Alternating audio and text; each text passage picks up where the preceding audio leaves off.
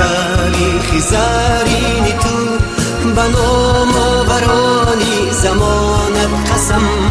به ختلان و بلخ و بدخشانی تو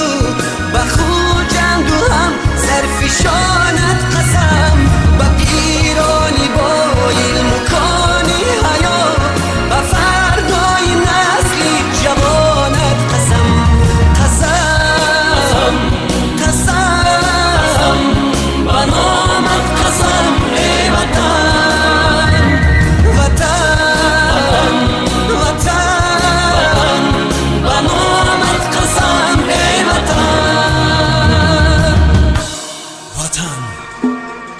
ای مادری از طاقتی تحقیر خسته وطن ای شهچناری از شمالی